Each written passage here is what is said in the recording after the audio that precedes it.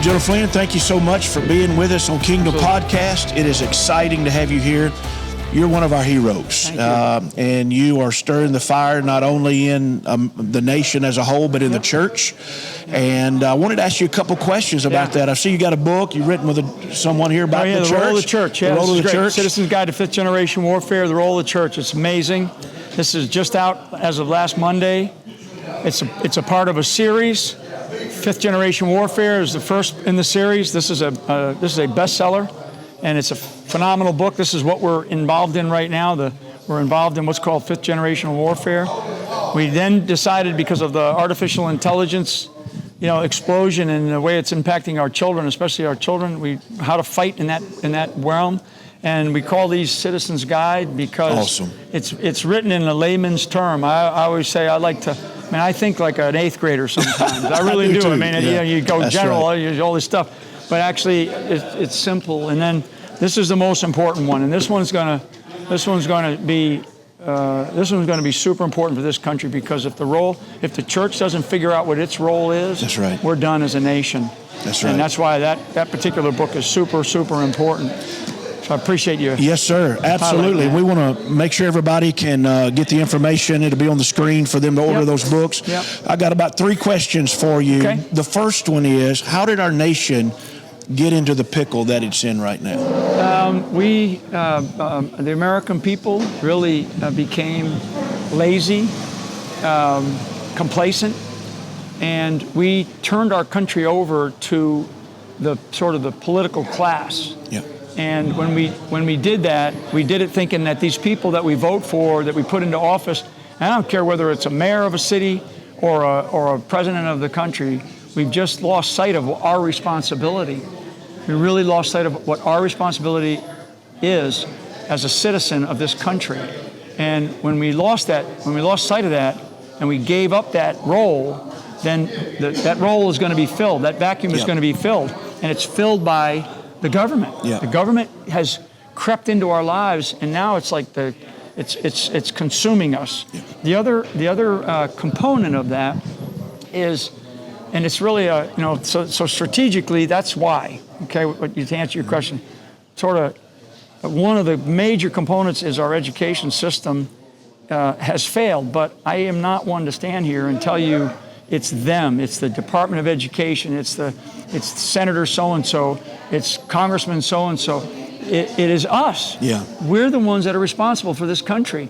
And until these people come to grips with this, that's why we wrote this role of the church, because this country was built upon Judeo-Christian principles and values, and we should be fearless about that. And now we're being beat up for it. Yep. So now that's why, I always say I get into trouble when I start talking about the Bible, because I'm a soldier. Yeah. You probably know quotes and verses and parables and all that kind of stuff. I don't. And when I talk about it, but I do talk about it. Yep. Because there is a set of promises that we made to each other. That's right. And those promises in this country are essentially our Bill of Rights. Yes, right. Right. And the very first amendment is not, the first part of the First Amendment is not free speech. Most people don't know that. And most people don't even know that there's 5 parts to the First Amendment. The very first part is freedom of religion. Yes, sir. And why? You have to ask yourself why. So if you go back and you study like the Federalist Papers, you study the history, you study the letters from the founders to their wives, or their kids that were talking to them. I mean, it's fascinating stuff. And this is what I do at night, right? I spend a lot of time. I should be bowling. I should be bowling. But we've forgotten, or we've just lost sight of it. And so the American people need to stop and take a deep breath and look at what are our responsibilities. Mm-hmm. That those promises that we make to each other, we all make, right? That's the Bill of Rights. Yeah. The fulfillment of those promises is the Constitution. So I am able to practice a religion. I'm able to peaceably assemble. We're peaceably assembling right here, right? We are going to practice free speech because I'm going to show a film about my story, and that's part of the First Amendment, right? And so without that, we don't have a country. That's a promise that we make to each other, and so if you take that and you extrapolate that to the Bible, well, the Bible has something called the Ten Commandments, That's right. So the Ten Commandments, those are promises. That's right. And the fulfillment of those promises is the Bible. That's right. And that's about as much as I know. Right? Well, there's a lot in there that even in the New Testament that I find as a minister that really puts responsibility on us as Christians, as believers, for our culture, for our nation. Absolutely. And I get in a lot of trouble too. I'm a descendant of John Adams and John Quincy Adams. Wow. And my blood is very patriotic. Right. Being a minister is a challenge sometimes in the country because there's a lot of relaxed ministers out there that don't want to get involved, but we're losing our nation in the process. What would you say to clergy, to those that are in ministry or leading a congregation? What do they need to do other than get off their hind end and get active? What would you say that they need to say to the people to activate them? I think that one of the failures of the ministry, and this is priests, ministers, pastors, imams, you name it, there are very few that are true leaders. There are many who are ministers, pastors, priests, and who can get up there and they preach the gospel, they can talk about the Bible, and they're great orators, but it means nothing if they're in this country, if they're not taking those things, those ideas, and putting them right back into application into the country. So I got that people, a pastor, that's leadership. That's leadership. Just because somebody is a minister or a pastor or a priest, that doesn't mean that they're a leader. That's right. It means that they're responsible to get up every Sunday and they're going to open up their doors and they're going to, preach the gospel, right? But what I'm looking for and what this country needs right now, and we need it from the church. The church, right? As a whole. The role of the church. We need it from the church. We need leadership. Because people, this is why during the whole COVID nightmare, they shut churches down. Why? Because, and this goes back to our founders. I mean, the Battle of Lexington Common. They all came out of the church, right? That's right. So, I mean, the left in this country realizes that this is where people communicate. This is where people organize. So they fear that. They fear that. And when you find a strong pastor, you find a strong leader who's also able to gather that group, that congregation, and organize them and say, look, we got to stand against this abortion issue. We got to stand up for family values. We got to stand up for small businesses. We've got to stand up, or we got to stand against this illegal invasion because in my congregation, 20 of you of 200 are first-generation Americans. And so you came here the right way, right? That's right. And it's not that we hate people. In fact, I always tell people that, I didn't go overseas in the military because I hated my enemy, right? I don't hate anybody. I went over there because I loved something. Yes, sir. Right? That's right. I loved our country. I love my family. I love my children. I love my community. And I wanted my community and I wanted my family to feel proud about what I was doing, right? Serving our country. And so, but there's some people in our country that just have a different fiber. All of us, all of us, and I always go like this that's DNA, right? In our DNA, in our American DNA is this idea of freedom. And so if we don't recognize that, and we don't understand that, if we don't understand that component, and we don't, we got to do it quick. Because we're rolling into whatever 230 days or whatever we got left. That's right. Before the election, a very, very important day. It's not the most important presidential election, like everybody says. Every year, every presidential, this is the most important. It's always that way. They've always said that. That's right. This is the most consequential election in our nation's history, bar none. We don't get this one right, we are going to rapidly become the United Socialist States of America.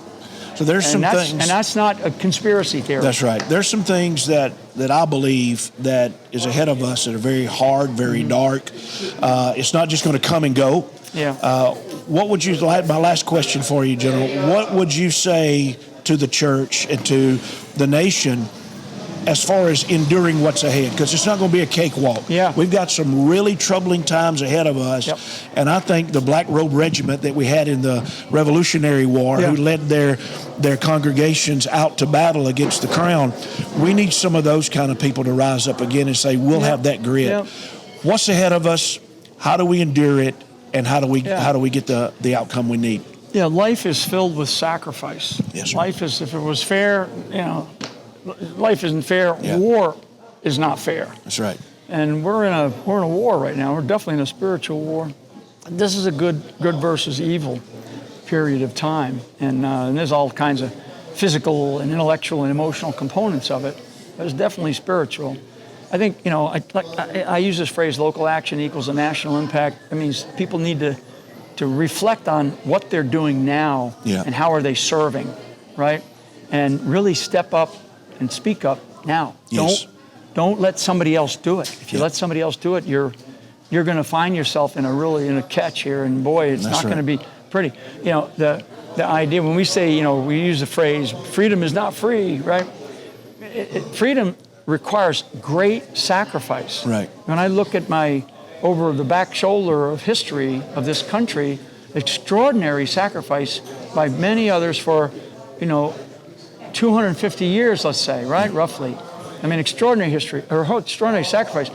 As I project forward, and I can see, I can see the lens of the future through the lens of my children and my grandchildren. Yes. So I can see that far out because, I've studied that and I was taught that by my own parents to kind of, think about how things can be. How do we want things to be? Mm-hmm. And to get there is going to require extraordinary sacrifice. That means getting up earlier in the morning. That means spending a little bit more time doing whatever you're going to do. That means not complaining. If you're complaining, joke about it, but move out. Move on. There's no time right now for us to wonder what it is I'm going to do or whether I'm going to get involved. There's no time. And it's like, now's the time. No. So it's like, so when are you going to do it? Now. You're going to do it now. So I say the destiny of America will be determined by every single individual in this country. Yes, sir. Okay? And how we function together and how we think about this country. And people need to stop thinking about yourself. I mean, God. I mean, it doesn't mean that it doesn't mean that you don't take care of yourself and you keep yourself healthy, right? But we have to think about the future. And my generation, you're younger than I am, but my generation is a generation that will lose this country. Not my children and not my grandchildren. It'll be my generation. They'll live in the results. So when people go, oh, those kids, those kids, they don't know what they're doing. They don't know what. I mean, my parents said that about me, right? Yeah. But my parents, World War II and Korea veterans, they turned over to my 9 brothers and sisters a country on a silver platter. That's right. And they said, here you go. Do unto others as you like to have them, do to you. That's the golden rule. That's right. Be lifelong learners. Never stop learning. Keep, be good to others and get out there and work your tail off, right? And what do? We've turned this country. It's no longer a silver platter. And it's not shiny. It's like a piece of old dead wood right now. Right. We're not on the, like this. I don't know if that camera can see it. We're not on the edge. Okay, we're not on the edge. We're like. We're down. We're over the edge. In the fall. Right. We're in. I'll use my. I'll go back to the Bible. Yeah. We're in Psalm 23. Come on. Okay. And that's. I'll screw it up, but it's basically. That's all right. It's like, yea, that I walk through the valley of the shadow of darkness or death. But I will fear no evil, for Thou art with me. That's right. Okay. So that's really powerful. That's kind of where we are. That's where we are. Okay, I've been there. I have been in that valley. And so anyway, I've been in that valley, and I was able to find something in myself through my family. Yeah.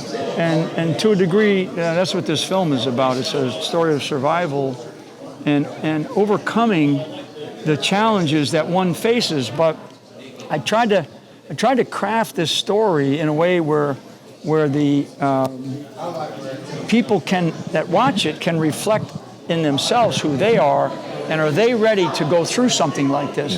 And if they're ready to go through something like this, then America can survive. I believe that with all of my heart. Sir, you are a patriot so much. and an inspiration to all of us. We pray for you. Please. And we believe in you. We know that even though you're retired general, you're still serving in a greater capacity for the times that we're in. So thank you, sir, for being with us. And we just honor you and thank you. God bless you. Thank you. Yes, All sir. right.